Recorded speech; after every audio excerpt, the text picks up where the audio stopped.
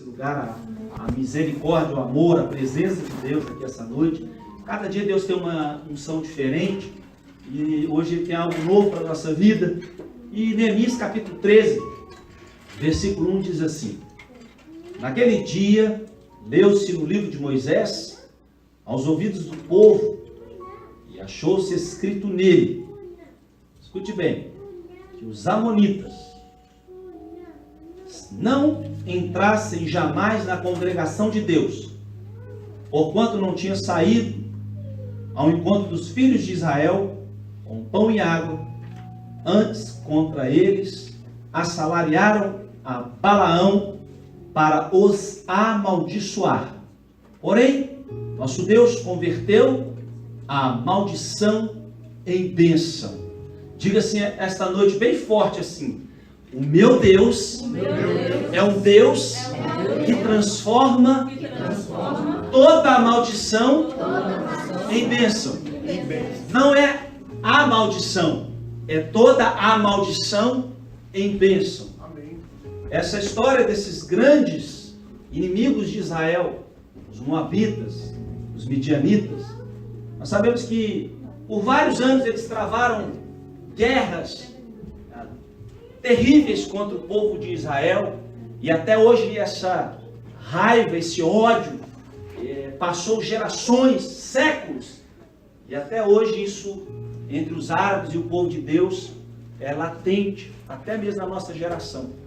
Não é só da história da Bíblia ou da história da humanidade, é a história que nós estamos vivendo, de presenciarmos ódio tão grande, vermos países como o Irã, que o desejo deles é varrer a nação de Israel do mapa. Mas nós sabemos que isso nunca vai acontecer, exatamente por esse texto que nós estamos lendo, que Deus é aquele que transforma até maldição em bênção, para abençoar o povo dele. Eu me lembro, eu não me recordo bem se foi Benjamin Netanyahu, ele estava numa conferência aqui em Nova York, e uma pessoa, um pastor amigo meu brasileiro, perguntou para ele numa conferência, ele sabe falar hebraico fluente, perguntou em hebraico, todas as perguntas estavam sendo direcionadas em inglês.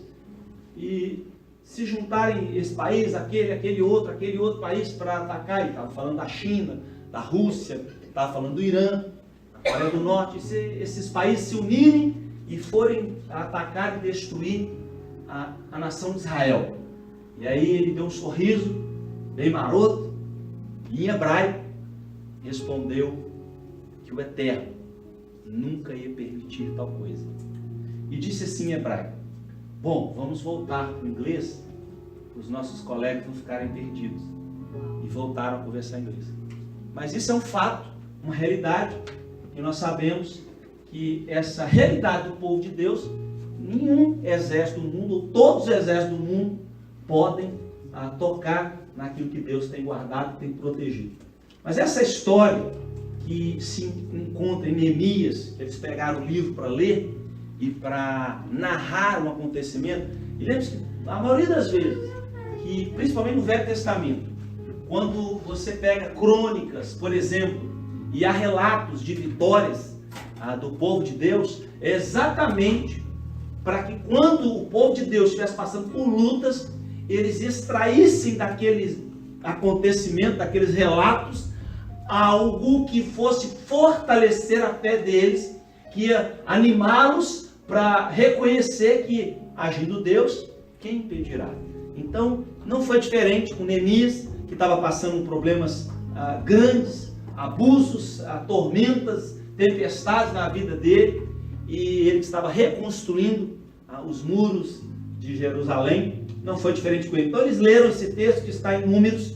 Eu quero que você abra a sua Bíblia. Números capítulo 22. É um texto das Sagradas Escrituras. Números capítulo 22, versículo 1. O Pentateuco de Moisés, né? Pegaram o livro que Moisés escreveu. Ele faz a menção em Neemias 13:1.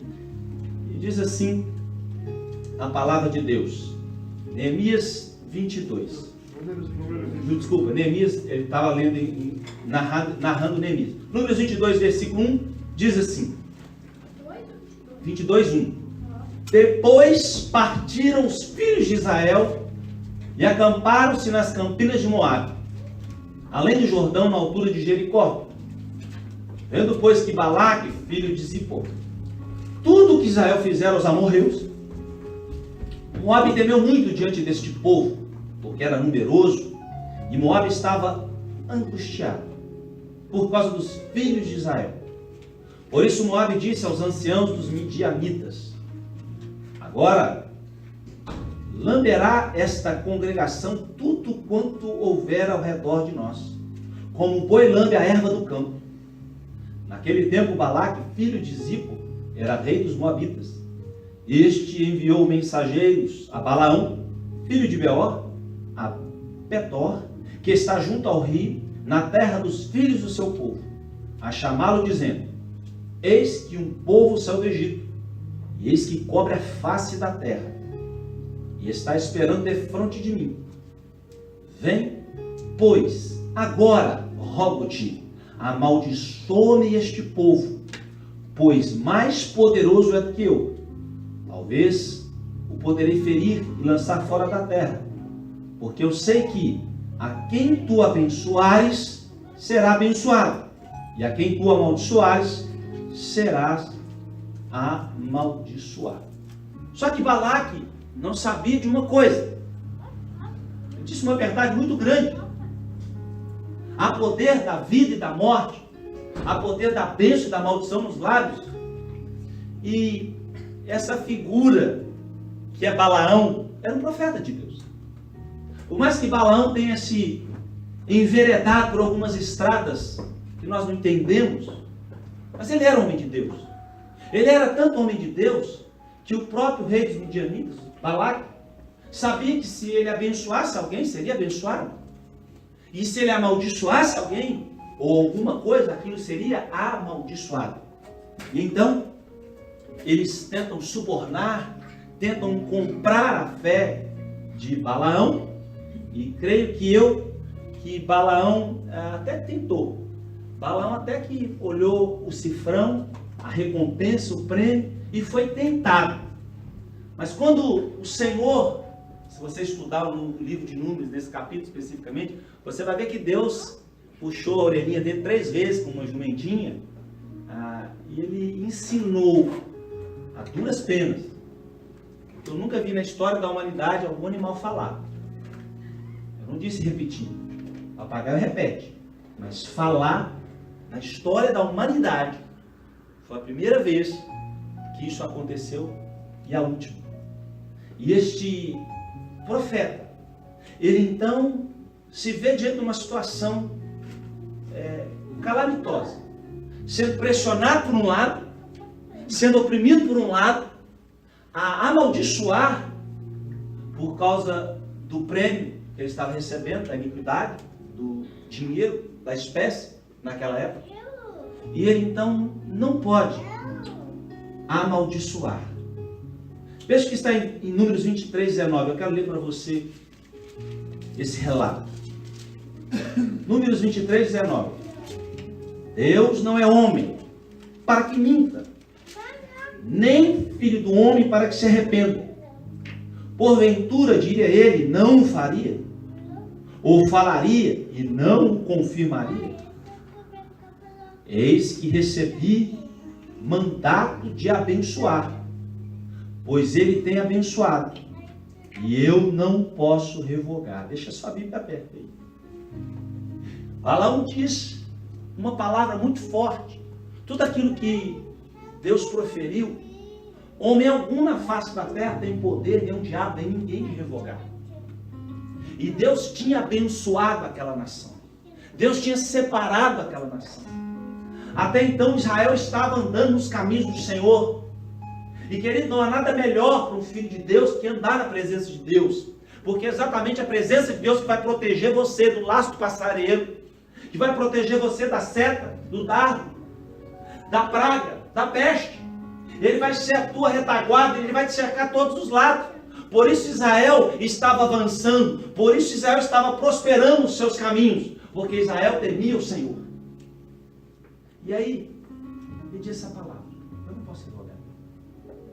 Eu tenho uma palavra para dizer para você essa noite. Sobre você, ninguém pode revogar a bênção de Deus que está sobre a tua vida. Ninguém pode arrancar esta bênção. Ninguém pode tirar. Porque sobre você está o versículo 23, de Números 23. Pois contra Jacó não vale encantamento, nem adivinhação contra Israel. Neste tempo se dirá de Jacó e de Israel, que coisas Deus tem realizado. Deixa eu dizer uma coisa sobre você, sobre a tua vida, sobre a tua casa, sobre a tua família. Não vale encantamento, praga alguma chegará na tua tenda, porque o Senhor dos exércitos é quem te abençoa, é Ele quem te guarda, é Ele quem te fortalece, é Ele quem te sustenta, é Ele que transpasa o teu coração, é Ele que faz você ter esperança de vida eterna, e ninguém pode revogar este decreto que está sobre a tua vida, sobre a tua casa. Eu queria, sinceramente, me prolongar nessa história, tão linda, tão forte. Inclusive Deus me deu uma palavra para pregar domingo, em uma dessas partes da palavra, eu vou falar sobre Balaão, num outro contexto. Quando o Senhor me entregou, isso hoje à tarde, cheguei em casa às 6 horas da tarde. Eu sentei, Deus me deu esses versículos, eu comecei a ler, e não tem uma palavra minha aqui, só versículo da Bíblia. E aí eu comecei a ler esses versículos, de Números 22, Números 23, Números 23. E aí Deus começou a colocar na minha vida assim: você vai falar de 3 exemplos que eu transformei a maldição em bênção na vida dos meus servos. E o primeiro exemplo que eu quero falar para você está em Gênesis 37, versículo 4. O primeiro grande homem de Deus que veio na minha mente nesse exemplo, que Deus transforma a maldição em bênção, é Gênesis 37, versículo 4. Todos acharam? Amém. Vendo, pois, seus irmãos, que seu pai o amava mais do que a todos eles, odiaram e não podiam falar com ele pacificamente. Pegaram a José, por causa desse ódio tão cruel. Irmãos, tem uma coisa que a inveja, a provérbio fala que é como podridão nos ossos. Então uma coisa que as pessoas têm que pedir a Deus proteção é contra a inveja. É algo tão maligno, porque a inveja faz a pessoa fazer loucura por causa da inveja. É um demônio. Assim como o demônio da pomba gira, da prostituição, do alcoolismo, há um demônio que a pessoa, ela não se sente feliz com a vida da outra pessoa indo bem. Aí ela inveja o marido, inveja a esposa, inveja o filho, inveja a filha, inveja o carro do patrão, inveja a casa, o que o outro comprou, o computador que ele tem, o laptop, o iPad. E a pessoa vive numa vida de um abismo chamando outro abismo por causa da famigerada inveja, que vem para matar a vida da pessoa aos poucos. A alegria da pessoa invejosa é ver a sua perdição. A destruição da outra pessoa. É verdade. Ou seja, ela não vê, não procura ela, entendeu? Tipo assim, sei lá, crescer. E muitas das vezes não percebe isso. É verdade. Passa batida. Toda vez... Porque a inveja é cega, por isso ela não percebe. Eu acho que ela não tem, mas ela tem. Toda vez que a gente fala, entendeu? Tipo assim, pecados dessa forma, entendeu? Tipo assim, que consome as pessoas e elas não conseguem gerar. Eu sempre lembro de Saulo, entendeu? Tipo assim, em relação a quando Deus fala, entendeu? Tipo assim, eram como escamas de peixe, entendeu? Tipo assim, nos seus olhos. Porque a pessoa está tão, sei lá, tão envolvida com aquilo que ela não consegue gerar. Verdade. E aí vamos caminhar com o texto. O que aconteceu por causa desse ódio, por causa dessa inveja? Vê o irmãozinho ganhar uma túnica. Por que ele ganhou bem? Esse é o espírito que está por trás da. Por que ele comprou e eu não comprei? Por que ele tem e eu não tenho? Por que ele possui e eu não possuo? Por que ela conquistou e eu não conquistei? Esse é o espírito demoníaco que trabalha por trás da inveja? Por que que a igreja dele é grande e a minha não é? Por que que o ministério dele é grande e o meu não é? Por que que o grupo de louvor dele tem 100 pessoas e o meu não tem? Eu só tenho playback, eu estou aqui no playback há 2, 3 anos cantando playback. E aí a pessoa começa a ter inveja de coisas que ela queria estar. E aí o que acontece com essa pessoa? Ela vai se afundando numa areia movediça espiritual. Porque ao invés dela abençoar e ser abençoada, por ela viver debaixo desse espírito, ela começa a afundar na sua vida e naufragar na fé e buscar as coisas desse mundo e nunca vai satisfazer, porque a gente não satisfaz com coisas dessa terra. O que aconteceu com José? José então é jogado numa cova, vendido por 20 moedas, um escravo, é levado como escravo, humilhado, aquele que tinha tudo, que possuía tudo, que tinha tudo na sua casa. Irmão, nós estamos falando de uma pessoa que era filho do rei, tinha de tudo, berço de ouro. E aí ele começa a viver não como pobre. Se fosse viver como pobre, paupérrimo, até que valia. Mas ele era escravo, que era pior do que pobre. E ele então viveu numa condição subhumana, maltratado, machucado, ferido. E aquela situação, escuta, não corrompeu José. Não corrompeu o coração dele. Talvez, se só de algumas pessoas serem jogadas na cova, já era o suficiente para o mundo acabar. Para jogar tudo por terra, chutar o pau da barraca. Está pensando o quê? Comigo é o quê? Comigo não é assim não. E José não se rendeu a esse tipo de pensamento ou de espírito. José então é vendido, vai para a casa de Potifar como escravo e começa a se destacar, começa a crescer mesmo como escravo. Potifar então coloca toda a sua casa, todos os seus negócios nas mãos dele, até que um dia um demônio entra dentro de uma mulher que era esposa de Potifar e ela tenta seduzir José.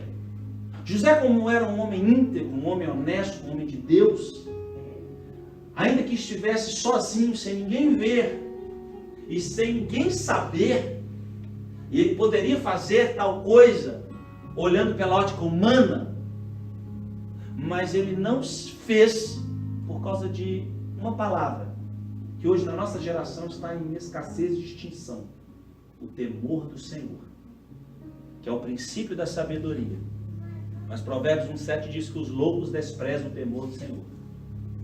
José então, sabiamente, escolhendo a coisa certa e fazer a coisa certa, José sai e foge daquela mulher, porque a Bíblia diz para a gente fugir da prostituição, fugir da aparência do mal.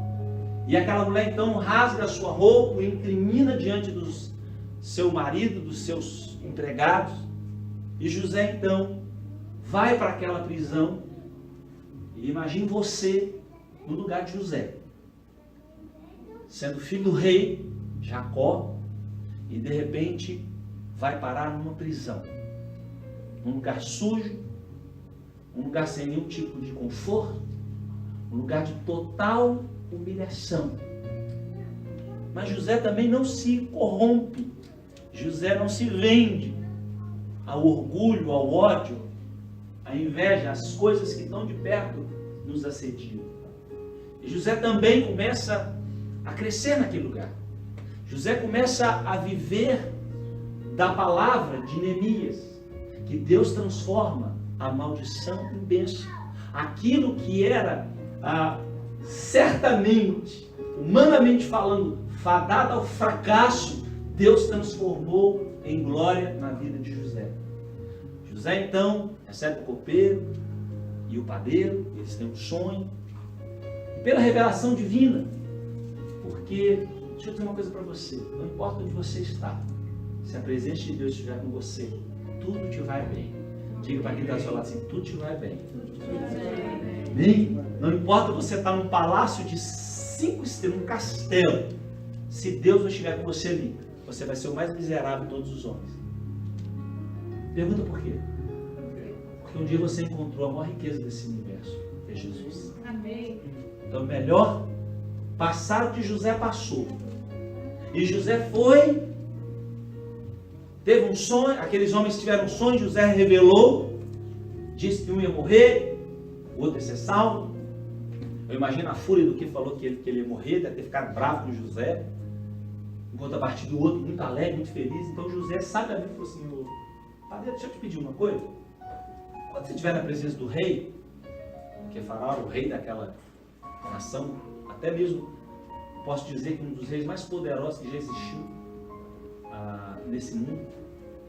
Quando você estiver na presença do Faraó, do rei, lembra de mim. Ok. Aquele homem foi liberto, o outro foi morto. E quando ele estava livre, eu acho que pelo mínimo de gratidão que ele poderia ter feito, ela falar para o Faraó, para o rei do Egito: olha, tem um menino de ouro lá, bota ele para fazer qualquer coisa aqui no palácio, liberta ele, um menino bom. Foi acusado pelos irmãos, acusado pelo Potifar, a sua esposa. Mas ele se esqueceu. Eu quero dizer uma coisa para você. Ainda que seu pai, sua mãe, sua esposa, seu marido, seus filhos se esqueçam de você, ainda que o presidente da nação que você vive se esqueça de ti, Deus jamais se esquecerá de você. Amém. Jamais se esquecerá de ti. Faraó é perturbado por um sonho que o acometeu de uma terrível angústia. E esse copeiro que desprezou o amigo dele, dado de cela, disse para ele: olha, tem um sujeito lá na cadeia. Ele está sendo usado muito pela revelação de sonho. Chama ele, quem sabe ele vai contar esse sonho. A revelação dele. E aí, quero que você imagine a cena. Um homem que saiu do cárcere se encontrar com o homem mais poderoso da face da terra naquele tempo. Um homem que estava há 14 anos vivendo o pior dessa terra, o pior dessa vida. Ele chega diante daquele homem. O rei conta o sonho para ele. Por revelação divina, José revela o sonho ao rei.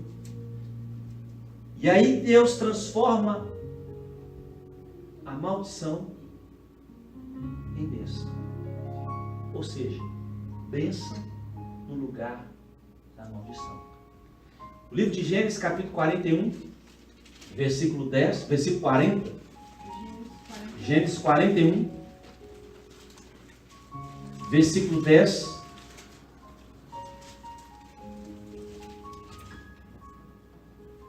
Desculpa, versículo 40. Gênesis 41, versículo 40. Todos acharam? Vamos ler o 38 para o contexto todo. Gênesis 41, 38. E disse Faraó aos seus servos: acharíamos um varão como este, em quem haja o Espírito de Deus? Depois disse Faraó a José: pois que Deus te fez saber tudo isso, ninguém há tão entendido e sábio como tu. Tu estarás sobre a minha casa, e por tua boca se governará todo o meu povo. Somente no meu trono eu serei maior do que tu. Disse mais Faraó a José: vês aqui que te ponho posto sobre toda a terra do Egito. E tirou Faraó o anel da sua mão e o pôs na mão de José, e o fez vestir de vestes de linho fino, e pôs um colar de ouro no seu pescoço, e o fez subir no segundo carro que tinha. Era dele, era de Faraó. E clamavam diante dele: ajoelhai. Assim o pôs sobre toda a terra do Egito. O Deus que transforma situações adversas, situações contrárias, situações que não têm jeito aos olhos humanos, situações que não há ninguém que possa ajudar, não há nenhum prefeito, nenhum senador, nenhum presidente, nenhum governante, nada aos olhos humanos que possa tirar alguém daquela prisão, daquele lugar, ou daquele cativeiro, ou de um problema de saúde, uma doença terminal. Deus é o Deus que está escrito em Romanos 8, 28. Sabemos que todas as coisas cooperam para o bem daqueles que amam a Deus, daqueles que são chamados segundo o seu propósito. Diga para a pessoa que está do seu lado: tudo coopera para o teu bem. Fica em paz. Agindo Ele, quem impedirá? Amém, querido? A segunda pessoa que eu quero falar nesta noite é exatamente desse homem de Deus que escreveu Romanos, Paulo e Silas. É um acontecimento que a gente bem sabe, bem conhece, né? Que por expulsar um demônio de uma mulher, ele foi acometido de ser covardemente espancado. Atos 16, versículo 22. Eu quero que você abra a sua Bíblia e eu quero falar para você da segunda pessoa que Deus transformou a maldição em bênção na vida dele. Aquilo que era ruim em algo bom, em algo maravilhoso. Atos 16, versículo 22. Todos acharam? E a multidão se levantou unida contra eles, e os magistrados, rasgando-lhes as vestes, mandaram açoitá-los com varas. E havendo-lhes dado, escute bem, muitos açoites, os lançaram na prisão, mandando ao carcereiro que os guardasse com segurança. O qual, tendo recebido tal ordem, os lançou no cárcere inferior e lhes segurou os pés no tronco. Veja que a coisa foi tão séria que eles não só bateram em Paulo ou em Silas, eles espancaram eles com varas. E eu não sei se você já ouviu falar no Brasil, quando um prisioneiro apanha num pau de arara, ele é covardemente espancado com um porrete de madeira, e espancado até quase a ponto de desfalecer e de morrer. Não foi muito diferente com Paulo e com Silas, que começaram a ser covardemente espancados, sem terem feito nada de errado. Pelo contrário, de fazer o bem. Uma mulher endemoniada, eles tiraram o demônio dela, libertaram a vida dela do poder das trevas, e eles apanharam por causa disso. E apanharam muito. A Bíblia é bem específica em dizer que eles apanharam muito. Nós não podemos aqui imaginar tamanha dor e o espancamento que eles sofreram naquele lugar. Mas a restrição foi tão forte que a cadeia tinha duas pavimentações. Tem um nível normal, primeiro andar, e o subsolo. Geralmente, todos os mais perigosos, prisioneiros e bandidos, eles eram colocados nessa cadeia inferior. E não só algemados e ali acorrentados, ou presos naquela cela, foram colocados em troncos. Agora eu queria que você imaginasse a situação, se você fosse Paulo, se você fosse Silas. Você está saindo de uma cidade, pregando o Evangelho, falando do amor de Jesus, falando de Cristo, e aí você está com o seu colega, com o seu irmão em Cristo, e aí vocês se deparam, o Espírito Santo fala, está vendo aquela mulher? Ela está endemoniada com um espírito de adivinhação. Tira o demônio dela. E aí você vai com o seu amigo e expulsa o demônio daquela mulher. O que acontece? Os religiosos da cidade, que ganhavam dinheiro com a adivinhação daquela pessoa, daquele demônio que tinha apoderado da alma daquela pessoa, da vida daquela mulher, ele então chama a polícia, chama o FBI, chama o DEA, chama a polícia, a SWAT, o que você quiser. Quem falou SWAT? É isso aí. Sai de costa, mas tá de ouvido. E aí, pegam você e seu amigo, começam a espancar você, a bater em você e a te machucar covardemente por você não ter feito nada de errado. E jogam você numa cadeia insalubre, suja, sem higiene nenhuma. E para piorar, para te machucar, você é todo ferido. Porque uma coisa é colocar alguém no tronco sem estar machucado. Outra coisa é colocar alguém que está machucado no tronco. Foi o que aconteceu com Paulo e Silas, por causa de Jesus. Engraçado foi porque e ela ficava atrás perturbando, né? O tempo inteiro. Demônio mesmo. Demônio mesmo. E aí o que aconteceu? A Bíblia diz que Paulo e Silas começaram a cantar. E aí eu digo para você, e por que Deus colocou essa palavra no meu coração para ministrar na sua vida? Porque Deus transforma maldição mesmo. Mesmo na pior situação de um homem. Na situação que não tem para ninguém. Não tem para papai, para mamãe, não tem ninguém para tirar. Eles começam a cantar. Não me pergunte o louvor, mas eu gostaria de saber naquele dia. Vou gostar de saber. Vem cá. Qual a música que vocês estavam cantando? Que papai não se aguentou e mandou um terremoto de glória para vocês. Porque quando a terra toca o céu toca a terra. Você precisa entender que você é um ser espiritual. Você não é da terra. Você tem que entender isso não só aqui. Porque senão você vai cogitar, você vai racionar as coisas, você vai pensar. Mas quando a gente entende que nós somos do céu aqui, aí a gente pode fazer igual o Paulo. Ainda que nos filhos nos batam, nos machuquem, nós vamos não amaldiçoar. Nós vamos abençoar. E aí, eles então começam a adorar a Deus, começam a louvar a Deus.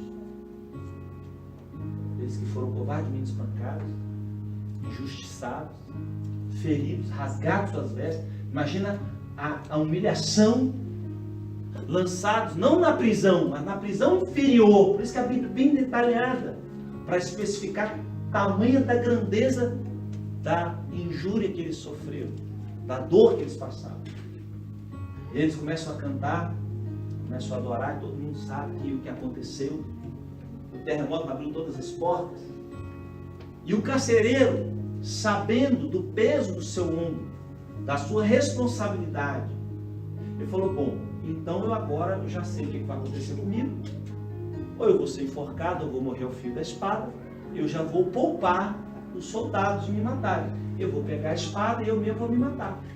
Quando eles fizeram isso, Paulo e Silas falaram para ele não fazer isso. Atos 16:33. Veja o que aconteceu. Atos capítulo 16, versículo 33. Tomando eles consigo naquela mesma hora da noite, veja o que aconteceu. Aquele homem que ia se matar, Paulo vem, prega o evangelho para ele. Ele fala: o que eu faço para ser salvo? Ele crê no Senhor Jesus, será salvo tu e tua casa. Paulo então discipula aquele discipulado estratégico, aquele discipulado super rápido, mas que foi suficiente para converter a alma daquele homem, daquela família. Aquele homem que estava ali para ferir, para machucar, para maltratar. Deus transforma a maldição em bênção, porque esse homem que estava sujeito a machucar a Paulo e Silas, foi o homem que Deus usou para curar e para lavar as feridas de Paulo, porque agindo Deus, quem impedirá o braço forte do nosso Deus? E tomando-os ele consigo naquela mesma hora da noite, lavou-lhe os vergões e logo foi batizado. Ele e todos os seus, levando-os à sua casa, lhe pôs a mesa e na sua crença em Deus, alegrou-se com toda a sua casa. Deus é Deus que transforma a maldição em bênção. Um homem que estava sujeito a te machucar, a te ferir, a te destruir se preciso fosse, a te matar, é aquele que vai enxugar os vergões que te fizeram. Querido, esse é o Deus que a Bíblia diz: tudo coopera para o bem daqueles que amam a Deus. Mas pastor, deu tudo errado. Tudo coopera para o bem daqueles que amam a Deus. Se Deus é por você, querido, que vai ser contra você, Esther. O errado depois se torna certo. Irmão, para imaginar a situação. Teu inimigo, que era sujeito a te matar se preciso fosse, cortar sua cabeça, é aquele que vai enxugar, Alex, os vergonhos da tua alma, aquele que vai cuidar de você.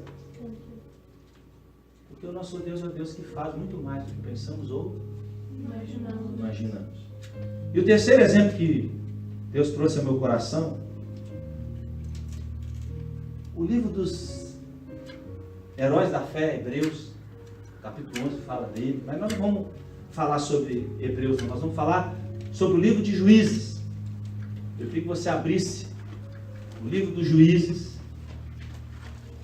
e você vai ver algo tremendo da parte desse. Eu sempre falo dele, Juízes capítulo 15, sempre falo de Sansão. Para mim é um dos maiores exemplos na Bíblia. Eu acho a história dele muito bonita, muito forte. Juízes capítulo 15, versículo 20, fala uma palavra bem resumida sobre quem foi Sansão. Juízes capítulo 15, versículo 20. Todos acharam? Amém. Diga para a pessoa que está do seu lado assim: tudo coopera para o bem daqueles que amam a Deus. Amém? E julgou a Israel, está falando de Sansão, nos dias dos filisteus 20 anos. Querido, nós estamos falando de um homem que arrancava o portão de uma cidade com a mão. Nós estamos falando de um homem. Você conhece algum homem na sua geração, a não ser em cinema, em televisão, um homem que com as suas próprias mãos pega um leão e rasga ele como se fosse um cabrito morto? Já viu alguém fazer isso? Estamos falando desse homem, Sansão. E Sansão teve um grande problema na vida dele. Sansão, ele cedeu as Dalilas da vida. Porque não foi só uma Dalila que ele teve, foram várias. Essa ele quis casar com ela. Mas o grande problema de Sansão foram as Dalilas da vida, que tentaram tirar ou ofuscar o brilho de Jeová na vida dele. A Bíblia diz, no livro de Juízes, capítulo 16, versículo 20, seguinte palavra sobre Sansão. Vamos ler o 19. Então Dalila o fez dormir sobre os seus joelhos e chamou a um homem e rapou-lhe a cabeça, 7 tranças do cabelo. E começou a afligi-lo. Retirou-se dele a sua força. É um dos versículos mais tristes quase da Bíblia Sagrada, de Gênesis, Apocalipse, é o versículo 20. E disse ela: os filisteus vêm sobre ti, Sansão. E ele despertou do seu sono e disse: sairei ainda desta vez como dantes e me livrarei. Porque ele já não sabia que o Senhor se tinha retirado dele. Sabe o que aconteceu aqui? A Bíblia diz que os filisteus, eles não se contentaram só em cegar a Sansão. Eles arrancaram os olhos de Sansão, para que ele nunca mais visse a luz do sol na face da terra. Irmãos, eu acho que tem inimigo que é tão assim, pior do que um inimigo normal, vamos dizer assim, que é como Nabucodonosor fez com o rei de Israel: olha, eu vou deixar você ver a última cena da sua vida, porque você não quis se render a mim, eu vou matar os seus 2 filhos de espada e vou te deixar cego. A última visão da sua vida vai ser você ver seu filho ser decapitado. Eu acho que assim, se a gente for colocar o ápice da crueldade humana de um ser humano, eu acho que ele não conseguiu atingir. E não foi diferente com os filisteus, para você ver o ódio que eles tinham de Sansão. E então, Sansão, veja o que diz o versículo 21. Então os filisteus pegaram nele e lhe arrancaram os olhos e fizeram-no descer a Gaza e amarraram com 2 cadeias de bronze e andavam ele moendo num cárcere. Escute, olha para mim. Sabe o que fizeram com Sansão? Aonde o cavalo, a mula, o mulo ficava passando por um moinho, Sansão estava ali como um burro animal de carne, cego, sem ninguém. Escute, o chamado de Sansão era para destruir o inimigo, é para matar o inimigo, é para vencer os inimigos de Israel. Deus tinha autorizado ele, Deus tinha levantado ele para matar. E aí Sansão foge do propósito. O problema não é o propósito. O problema é quando o homem foge do propósito. O problema é quando o homem não obedece o que ele foi chamado para fazer. Você foi chamado para fazer o quê? Faça o esmero. Não queira fazer uma coisa que Deus não te chamou para fazer. Ou não te ordenou fazer. Seja fiel no pouco. Faça o melhor. E tem mais, a Bíblia fala assim, faça não para homem, mas faça como se fosse para Deus, para o Senhor. A Bíblia é tão minuciosa nesses detalhes, que ela fala de relação até o patrão e o empregado, o patrão fala assim, não faça como para agradar aos homens, faça como se fosse para Deus. Então, querido, este homem, com toda a sorte de coisas ruins, cego, humilhado, como um animal, se vê totalmente sem norte, sem eira, nem beira. Mas por quê? Sansão, depois de ter pisado tanto na bola assim, está escrito nos Heróis da Fé, no capítulo 11 de Hebreus. Porque sobre ele estava o mesmo arrependimento que estava sobre Davi. Se você for parar para pensar, Davi cometeu erros tão graves, até piores do que Saul. Por que Saul não foi e Davi foi? Porque exatamente o que aconteceu com Sansão. Sansão se arrependeu, creio eu, amargamente do que ele fez, de como ele se deixou se enveredar por caminhos que pareciam ser bons, mas no final era caminho de morte. Diz o texto em Juízes capítulo 16, versículo 23, a seguinte palavra: então os príncipes se ajuntaram para oferecerem um grande sacrifício ao seu Deus Dagom, para se alegrarem, e diziam: nosso Deus nos entregou nas mãos a Sansão, nosso inimigo.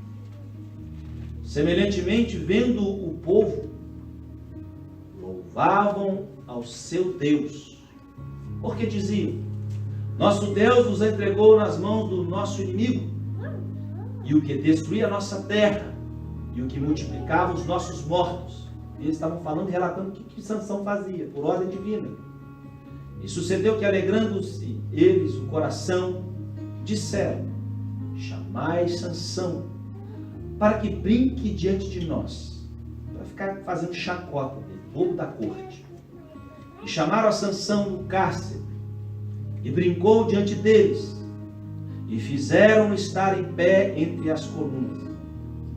Então disse Sansão ao moço que o tinha pela mão: guia-me para que apalpe as colunas em que se sustentem a casa, para que eu me encoste a elas. Olha para mim. A pior cegueira que existe não é a cegueira física. Porque existem muitas pessoas que são fisicamente cegos, com a debilidade de não poder enxergar nada, mas a sua alma enxerga muito mais do que muitas pessoas que não têm nenhum grau de miopia ou estigmatismo ou hipermetropia. Assim como a pior surdez não é a física, mas sim espiritual, em que a pessoa tem ouvidos para ouvir tudo, mas não pode ouvir a voz de Deus, porque é cego espiritualmente isso. Sansão sabia aonde ele estava. Ele já provavelmente teria feito muitas coisas, muitas arruaças naquele palácio, muita confusão. E então Sansão, ele cego, mas recuperado da visão espiritual. Diga para quem está do seu lado assim: nunca perca a tua visão espiritual. Mas se você um dia perder, saiba que o arrependimento traz ela de volta. Amém, querido? Sansão, então, recuperado a sua visão espiritual, totalmente cego, ele então entende que ele está no centro daquele palácio. Ele literalmente era o alvo, o centro das atenções. E ali milhares de pessoas, em uma festa de orgia, de pecados que nós não fazemos ideia do que estava acontecendo, de sacrifícios a Dagon, um dos deuses mais perversos, malignos que aquele povo adorava e cultuava. Sansão. Sansão. Versículo 27. Ora, estava a casa cheia de homens e de mulheres, e também ali estavam todos os príncipes dos filisteus. E sobre o telhado havia alguns 3.000 homens e mulheres que estavam vendo Sansão brincar. Olha que coisa linda. Então, Sansão clamou ao Senhor e disse: a minha Bíblia não tem isso aqui, então eu vou colocar por conta própria, tá? Ele não tem esse aqui. Mas eu acho que ele falou assim: Senhor Jeová, peço-te que lembres de mim e esforça-me agora, só mais esta vez. Ó Deus, para que de uma vez me vingue dos filisteus pelos meus 2 olhos. E abraçou-se, pois, Sansão com as 2 colunas do meio em que se sustinha a casa. Lembre-se que só no telhado tinha 3.000 pessoas, só no telhado. E arrimou-se sobre ela, com a sua mão direita, numa e com a sua mão esquerda na outra. E disse Sansão: morra eu com os filisteus. E inclinou-se com força, e a casa caiu sobre os príncipes e sobre todo o povo que nele havia. E foram mais os mortos que matou na sua morte do que os que mataram na sua vida. Sansão foi chamado para ser uma máquina de matar. Ele tinha que acabar com aquele exército, com aquele povo. Porque se ele não fizesse isso, aquele povo ia matar o povo de Israel. Agora eu quero dizer uma coisa para você. Aqui fica um recado para mim e para você. Sabe qual é o recado? Não pergunte quem subiu ou quem desceu ao inferno. Não nos compete julgar ninguém sobre a questão do suicídio. Não é nossa alçada. As coisas reveladas pertencem aos homens, as ocultas pertencem a Deus. Este homem que cometeu um suicídio é um herói da fé. Que Deus transformou aquela maldição da sua vida, derrotada, vencida pelo inimigo, para destruir aqueles que ele não destruiu a sua vida inteira. Na sua morte, ele os destruiu. Porque Deus é o Deus que transforma a maldição em bênção. Amém. Se Deus não tivesse parte com Sansão, Sansão não estaria sendo um herói da fé, nem estaria sendo usado para destruir um povo. Que assim como Deus falou para Saul: destrua os amalequitas, mata os amalequitas. E Saul não fez. Sansão, na sua morte, honrou o nome do Senhor e destruiu um templo que o Deus era Dagon. 3 exemplos que nos mostram, por mais difícil que esteja a situação, por pior que esteja aos nossos olhos, a Bíblia diz tudo coopera para o bem daquele que ama a Deus. Ainda que ele passe pelo vale da sombra da morte, ele não vai temer mal algum, porque a vara e o cajado do Senhor o consolam.